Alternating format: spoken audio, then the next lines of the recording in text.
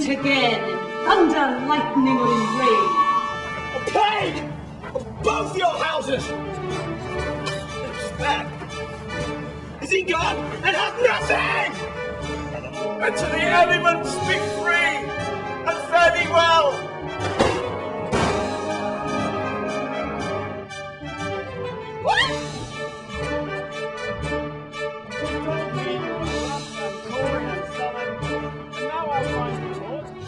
At the turn of the 20th century, there were more than 24 branches of the British Empire Shakespeare Society.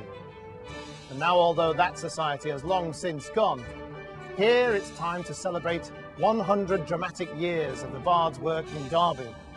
This is the story of the Derby Shakespeare Theatre Company. Seek out the villain Gloucester. Hang him instantly. Pluck out his eyes. Leave him to my displeasure. In 2008, William Shakespeare is as popular as he's ever been, and the Derby Shakespeare Theatre Company is thriving. More than 150 people are members, working behind the scenes as well as on the stage. See it thou shalt never! Fellows, hold a chair! Upon these eyes of thine, I'll set my foot. It's so different from 100 years ago. Hold your hand, my lord. The first performance was here.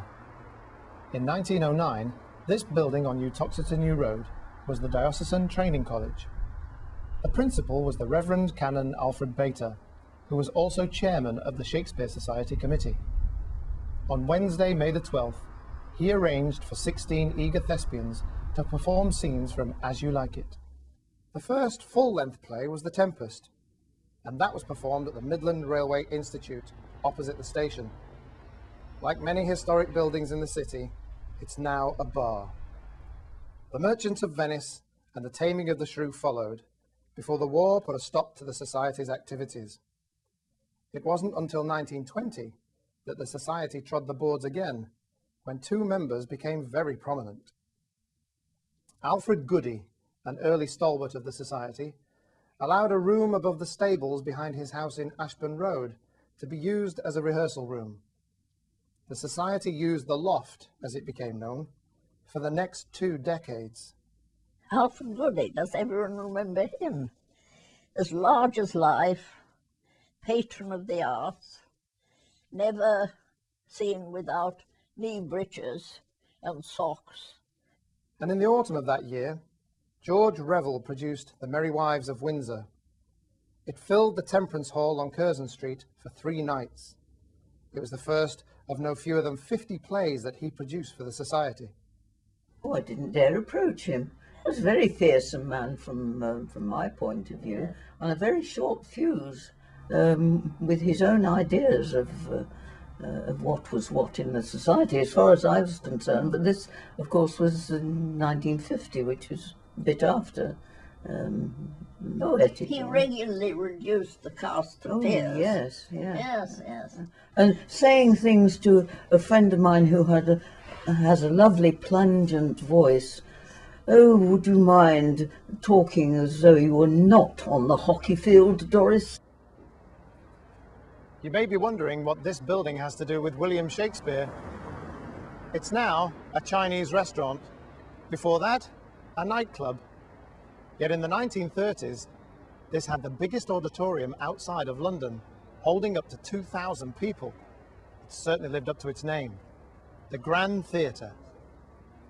In 1948, the Society returned to the Railway Institute after a gap of 35 years. It was then that a new tradition was established, a fortnight's festival, with a week of one play, followed by a different production for the second week. The 2 plays in 1948 were The Winter's Tale and Romeo and Juliet. The tragedy of the star-crossed lovers marked the first performance on stage, in the part of Mercutio's page, of Alan Bates. Over the next 2 years, he appeared as Prince Arthur in King John and Prince Edward in Richard III, before deciding to make a career out of drama.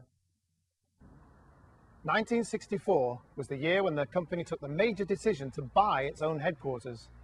One of its members, Claude Gibson, owned this house on Kedleston Road, which had been used by boarders at Derby School. When he died, the house was to be sold, and his widow offered it to the Society. The Society's most distinguished former member, Alan Bates, officially opened Shakespeare House on September the 5th, 1964.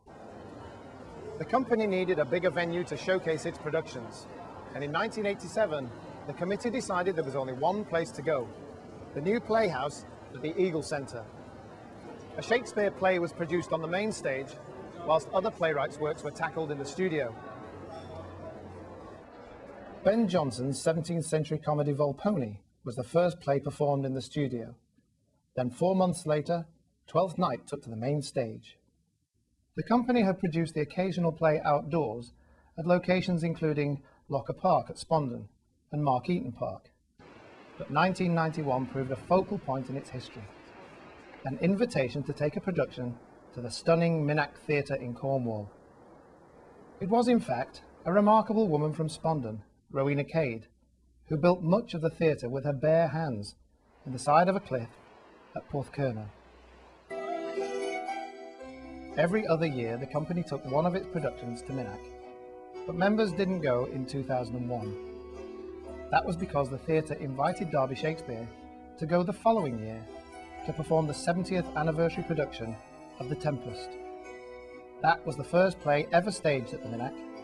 It's produced there once every decade, so it's an honour for the company chosen to present it. I had this idea that you could make a ship out of bodies. So the women of the cast, they came on and they moved to music, and then they took up the shape of a ship, and we had Charlotte at the front as the figure. They gradually assembled themselves into a ship, and I thought we'll have it both ways. We'll have it facing the audience so they get a good view of the ship from that, and then we will set up the ship long ways. And that's exactly what we did. It was so lovely because I heard the audience go, "Oh, it's a ship. Oh, look, it's a ship." So, the first 100 dramatic years of Derby Shakespeare come to an end. And there's every reason to believe that the company will go on to celebrate 200 years of performing the Bard's works. The company seems to be recognised as being a vehicle for good quality drama, challenging drama, something that an individual, they can recognise their own talents, their own abilities, build on it. And I think if that goes on, then I'd like to think that yes, maybe in 100 years' time the company still will be here.